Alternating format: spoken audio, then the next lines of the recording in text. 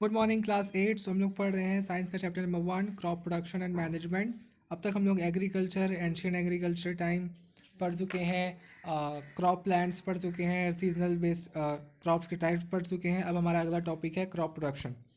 तो ये रहा क्रॉप प्रोडक्शन, ठीक है।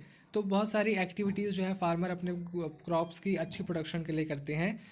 और वो जो एक्टिविटीज़ होती है वो स्टेप बाय स्टेप्स एक सीक्वेंस वाइज होती है। तो इन एक्टिविटीज़ को कहा जाता है एग्रीकल्चर प्रैक्टिसेस, ठीक है। जैसे कि soil preparation, adding manure, sowing of seed, irrigation, protection from weeds and insects, harvesting, storage of grain. ये सारी एक्टिविटीज़ जो है वो फार्मर्स अपने क्रॉप्स की अच्छी प्रोडक्शन के लिए करते हैं, ठीक है। तो अब इनके बारे में हम लोग थोड़ा सा डिटेल में पढ़ते हैं। तो स्टार्ट करते हैं सॉइल प्रिपरेशन पे।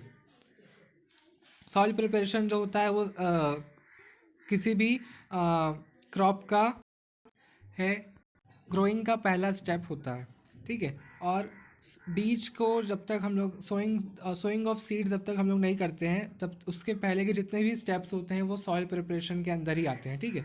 अब इसके अंदर हम लोग सॉइल को जो है लूज़ करते हैं, जो बड़े बड़े लम्ब्स होते हैं उसको छोटे छोटे टुकड़ों में करते हैं। इस तरीके से हम लोग सॉइल को तैयार करते हैं, ठीक है। तो सबसे पहले और उसको सॉइल को तैयार करने के लिए हम लोगों को कुछ टूल्स की ज़रूरत होती है। टूल के ज़रिए से हम लोग सॉइल को तैयार करते हैं। सबसे पहला प्रोसेस होता है हमारा प्लगिंग।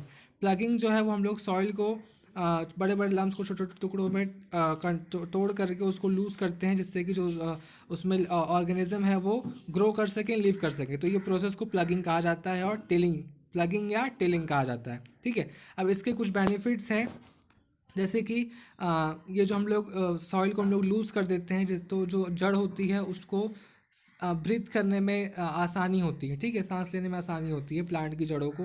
दूसरा जो अर्थवर्म और माइक्रो ऑर्गेनिज्म जो कि फार्मर्स के फ्रेंड कहा जाता है, फार्मर्स फ्रेंड कहा जाता है, उनको जो है जीने में, उनको ग्रो करने में जो है आसानी होती है, क्योंकि ये जो है अर्थवर्म और माइक्रो ऑर्गेनिज्म जो है वो हमारे सॉइल को हुमस, बहुत सारा हुमस प्रदान करते हैं। तो ये जो है हमारे लिए बहुत फ्रेंडली हैं फार्मर्स के लिए, ठीक है।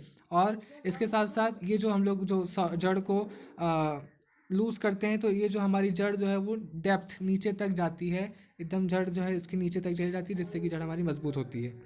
और इसके पहले हम लोगों ने बात की कि जो मट्टी को लूज़ करने के लिए हमको कुछ टूल्स की ज़रूरत होती है, जैसे कि प्लग है, कल्टीवेटर है, होई है, ठीक है। तो प्लग में क्या, प्लग कैसा होता है कि ये एक ऐसे लंबा सा लकड़ी का या आयरन का होता है, जिसको बुल्स के पीछे कंधों पर बांध दिया जाता है, और जिससे कि वो गड्ढा एक लॉन्ग जो है रास्ता खोदते हुए चले जाते हैं, ठीक है। बुल्स पर या फिर हॉर्स पर या कैमल्स पर, यहाँ पे एक फिगर दिखाया जा रहा है। इस तरीके से जो है प्लगिंग होती है। उनके नेक पर बांध दिया जाता है, और दो दो बुल्स होते हैं जो दोनों के नेक्स पर बांध दिया जाता है, और बीच में जो है एक वो रास्ता सा एक खुदते से चले जाते हैं, ठीक है। तो इस तरीके से प्लगिंग होती है। दूसरा है हमारा कल्टीवेटर।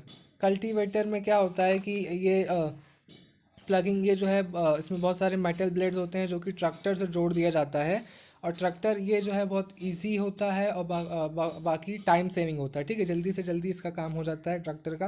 तो इस तरीके से हमारा दूसरा मेथड है ये कल्टीवेट करने का। तीसरा है हमारा होई। होई जो है एक ये फावड़ा फावड़ा फरुआ जिसको हम लोग बोलते हैं, ये होता है। इसमें लकड़ी या आयरन की जो है एक लंबी सी रॉड होती है, जो कि पतली सी आयरन की ब्लेड पर फिक्स होती है, जिससे कि जो है ये एक मट्टी को खोदने में आसानी होती है, ठीक है। तो ये इस तरीके से हम लोग जो है अपना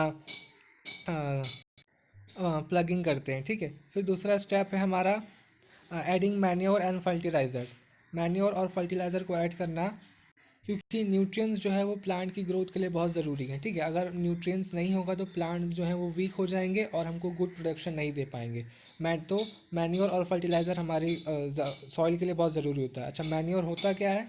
मैन्योर जो होता है ये नेचुरल फर्टिलाइज़र होता है, और फर्टिलाइज़र जो होता है ये आर्टिफिशियल फर्टिलाइज़र होता है। मैन्योर के बारे में हम लोग क्लास 6 या 7 में पढ़ चुके हैं कि इसके अंदर ये जो हम लोगों का काव डंक होता है, हमारा जो वेस्ट छिलका वगैरह सब्जियों का, फ्रूट्स का जो छिलका निकलता है, डेड एंड प्लांट्स जो प्लांट्स और एनिमल्स के जो डेड्स होते हैं वो ठीक है। तो ये सारी चीज़ें जो है ये ज़मीन पर, मट्टी पर रखे रखे ये डिकम्पोज हो जाती हैं, और जो वहाँ की ज़मीन होती है वो मैन्योर बन जाती है। तो ये इस तरीके से हम लोग मैन्योर यूज़ कर सकते हैं।